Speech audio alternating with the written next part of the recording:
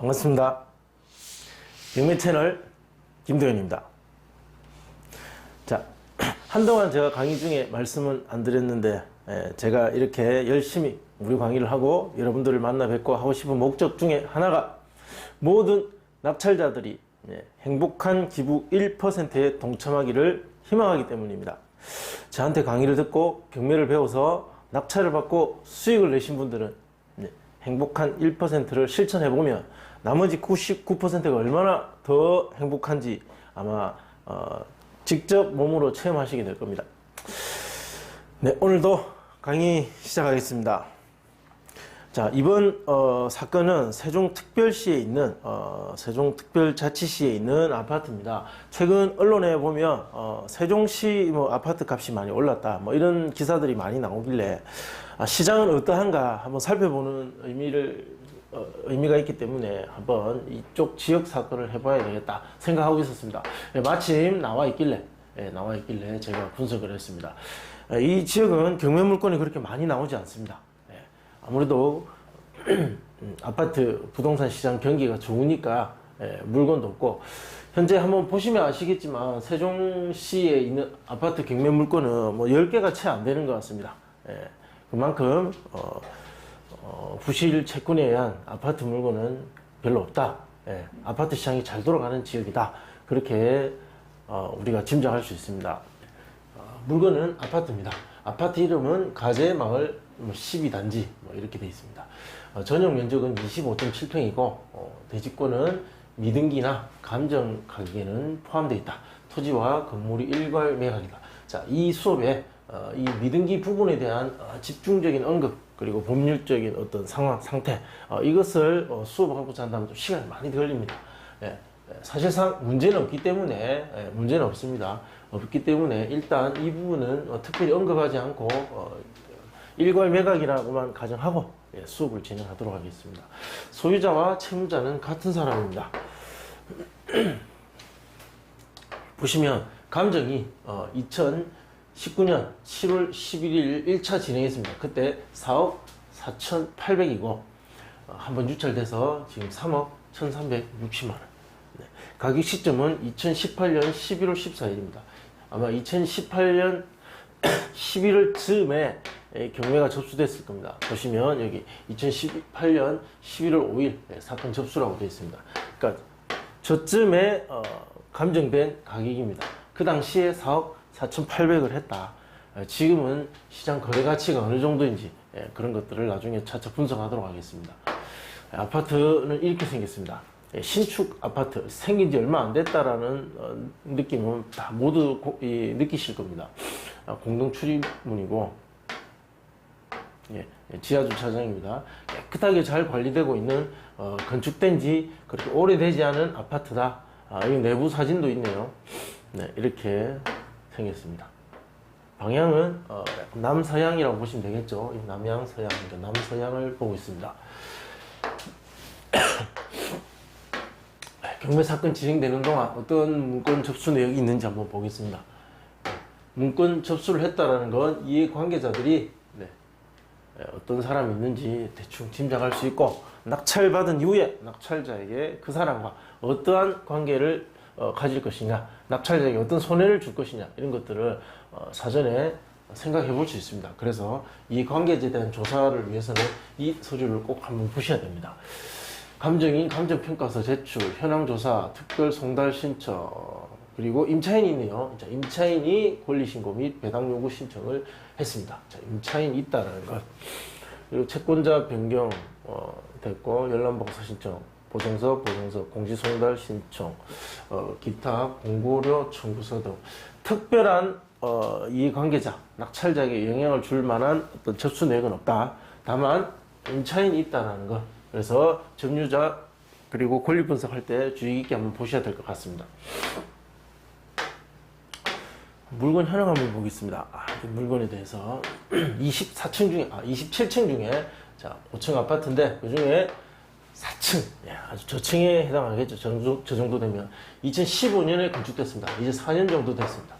4년 정도 됐고, 자 현황은 어떤 개인 과외 교습소로 사용되고 있다. 보시면 이 물건이 뭐 연양초등학교 북서쪽 인근에 위치한다. 주변에 아파트, 관공서, 공원, 뭐 학교, 근린생활시설이 있다. 뭐 이런 내용이고요. 인근에 시내버스 정류장이 있고 부정형 평지 아파트 건부지를 이용하고 있다.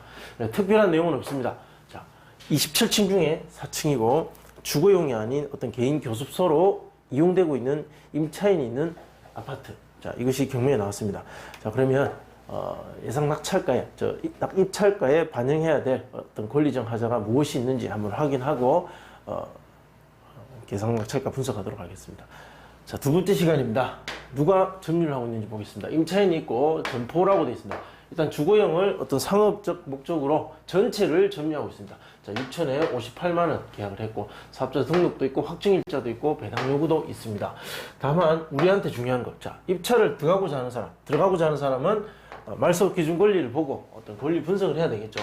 자, 이게 말소 기준 권리가 됩니다. 가장 먼저 있는 근저당 2015년 3월입니다. 15년 3월. 자, 이 사업자 등록과 확정일자는 2017년입니다. 일단은 대항력이 없고 낙찰자에게 인수되는 권리는 아니다라는 거죠. 다만 보시면 이 보증금은 배당에 참여할 수 있을 것으로 보입니다. 그래서 돈을 받을 것이 있을 것이고 받을 돈이 있기 때문에 명도하는데 큰 어려움은 없을 것입니다. 제가 준비한 자료로 매수인이 인수하게 될 부담 한번 보겠습니다. 매수인이 인수하게 될 부담. 낙찰을 받는다면 좀 전에 등기사항 보셨겠지만 아주 단순한 별게 없는 그런 등기부 현황이었습니다. 말소 기준 권리 근저당 이후에 인수될 것은 없습니다. 관리비는 입찰가 명도에 영향을 줄 수 있으니까 조사는 해봐야 되겠죠.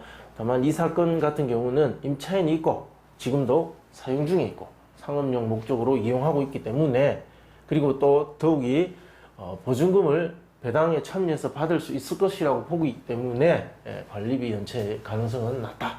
만약에 연체를 하고 있다면 명도 협상 과정에 있어서 이 부분은 사용자가 부과할 수 있도록 할 수 있기 때문에 큰 영향은 미치지 않을 겁니다. 자, 각종 공과금은 관리비 포함인지 아닌지 확인해 보시면 됩니다. 임차인 관련해서 다시 한 번 더 보면, 자, 임차인이 있고 6,058만원, 그리고 대항력은 없다. 자, 말소 기준 권리보다 늦은 전입 일자를 보이고 있습니다. 그럼 지금 점유는 임차인이 하고 있고, 자, 권리는 임차권자입니다. 대항력이 없는, 자, 후순위 임차인입니다. 자, 이 사람을 내보내는 데는 잔금을 납부하고 대략 한 1개월 정도 보시면 됩니다. 배당 기일, 배당 기일날 보증금 배당을 받으면서 명도를 동시행으로 이끌어내야 됩니다. 만약에 강제 집행을 한다면 면적이 있기 때문에 한 350에서 400 정도는 들어갈 것으로 보이고, 이사 합의할 때, 자, 명도 확인서 교부와 함께 이사 합의를 하셔야 됩니다. 명도 소송 가능성은 없습니다. 네, 그러면 자, 점유적 하자, 큰 하자도 아닙니다. 배당의 일부 받을 수 있는, 배당에서 보증금 일부를 받을 수 있는 점유자가 있다는 것. 그래서 명도 과정에 있어서 큰 어려움은 없을 것입니다. 자, 그것을 감안해서 다음 시간에 예상 낙찰가 분석하도록 하겠습니다. 자, 세 번째 시간입니다. 세 번째, 해당 동평행 때 물건이 무엇이 있는지 보니까 자, 이렇게 뭐 여러 개 있었습니다. 있는데 호가의 차이는 좀 있습니다. 4억 3천부터 4억 3천부터 여기 보시면 3억 9천도 있고, 네. 그리고 3억 9천, 4억 4천까지도 있습니다. 호가의 차이는 좀 있는데, 그럼 3억 9천에서 4억 실제 거래 내역을 보면 여기가 2019년도네요. 4억 5천, 자, 5천까지도 있습니다. 고층인 경우에 저층이 4억 1천 정도, 15층 4억 3천, 3억 9천은 정말 싼 거죠. 자, 여기도 가끔 있습니다. 3억 9천. 아주 싼 것은 3억 9천에서 그리고 4억 중반까지, 거의 4억 중반까지. 그러니까 3억 9천에서 4억 중반이다. 자, 이 4억 중반, 4억대의 물건은 어느 정도 로얄층입니다. 그러면 저층이기 때문에 이 금액에 더 집중하셔야 되겠죠. 그러면 자, 우리가 5층이죠. 5층인가 그렇습니다. 5층이니까 이런 저층에 가깝습니다. 저층, 5층 여기도 있네요. 아주 매도가가 잘 만들어진 것 같습니다. 대상물의 가치는 감정은 4억 4,800이다. 그러나 이것이 가장 현실적인 금액이고 만약에 좀 더 잘 받을 수 있다면 이 정도 금액에서 가능하지 않을까 저는 그렇게 봅니다. 그럼 인근 낙찰 사례는 몇 개 없습니다. 자, 몇 개 없는데 이 조치원읍은 빼고 여기 보시면 한솔동 같은 이런 신도시가 형성된 해당 물건과 아주 유사한 지리적 특징과 주거 수준을 갖춘 지역만 골라서 분석을 해보니까 이렇게 됩니다. 천마을 그리고 가락마을. 2019년 7월 18일 날 천마을 12년도에 건축되었습니다. 12년도에 건축됐고 전용 면적 34.7평이고 30층 중에 6층이었습니다. 좀 비슷하죠. 남서향이고 2차에 낙찰이 되었다. 7대1이라는 거. 7대1입니다. 7대1 정도 되면 수요는 충분히 힘을 가지고 있는 시장이다. 그곳에서 살고자 하는 사람이 충분히 수요가 있다는 것을 말해줍니다. 가락마을, 이것도 7대1입니다. 2차였고 1차 감정은 경매의 이익으로서 특별히 없다. 자, 2차에 가면 충분히 이익이 있다. 그 이익이 있음을 생각한 사람이 7명이나 있다는 거죠. 세종시 정도 인구수에 7명 정도가 입찰을 들어온다면 대단히 시장이 불균형적으로 수요의 힘이 큰 시장은 아니라 상식적인 범위 내에서 힘이 작동하고 있는 시장이다. 그렇게 예상할 수 있습니다. 감정가 5억 6,100 그리고 3억 2,800일 때 거래 가능 금액은 4억 8천과 3억 1,000이라는 거예요. 이건 중요합니다. 이 감정된 시점 한 약 6개월에서 한 8개월 전 그 시점보다는 가격이 어느 정도 하락했다는 걸 볼 수 있습니다. 지금 언론에서 가격이 많이 올랐다라고 나오고 있는데 실제로는 그렇진 않은 것 같습니다. 자, 이런 상태에서 이 정도 거래 가능 금액인데 낙찰가는 이렇게 기록됐습니다. 낙찰가율은 상당히 높다. 상당히 높다. 즉 수요의 힘이 없어서 공급이 너무 많거나 이 불균형에 의해서 떨어진 게 아니라 어느 정도 수요의 힘은 있고 수요의 힘이 있는 상태에서 뭔가 밀고 당기기 위해서 어떤 약간의 하락을 보인 것 같습니다. 이 원인은 사실 분석해 봐야 되겠죠. 지역적 정보와 여러 데이터를 가지고 봐야 됩니다. 다만 저는 이 하나의 사건으로서 어느 정도 그 인근 가까운 지리적으로 인근 그 가까운 시장의 상황을 예측해 보고 있는 겁니다. 가재마을 12단지 자, 하한가 39,000을 적용해 보니까 가중평균 94.23%고 낙찰가는 3억 6,750. 자, 여기서 명도 저항은 없을 것이라 보고 경쟁은 있을 겁니다. 이것을 반영해 보니까 3억 7,550만 원 정도.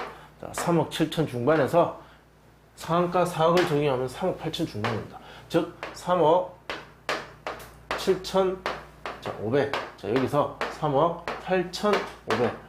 이 사이에 낙찰가가 형성될 가능성이 높다. 자, 이렇게 해서 봅니다. 취득세는 1.1%. 자, 그러면 3억 8천으로 중간 가격으로 계산을 해보니까 취득세, 그리고 국민주택 채권, 등기비용, 자, 명도비 없습니다. 자, 이건 제가 잘못 적었네요. 그러면 한 3억 8,400 정도의 정리가 되더라. 자, 이 금액으로 낙찰 받았을 때 말하는 겁니다. 제가 세종시에 살아본 적이 없는데 어떻게 그 지역 아파트 경매 물건의 낙찰가를 계산하고 이 금액 범위에서 될 것이다 자신 있게 말할 수 있느냐. 자, 세종시도 대한민국의 하나의 도시고 그곳에 살고 있는 사람도 대한민국 국민이고 대한민국에 살고 있는 사람은 부동산에 대한 생각과 일반 상식을 갖춘 수요자들의 행동을 예측하는 것은 충분히 가능합니다. 그래서 그러한 정보들 가지고 이 물건이 얼마에 낙찰될 것인가를 분석한 것입니다. 네, 시청해 주셔서 고맙습니다. 좋아요, 구독 신청 부탁드립니다. 감사합니다.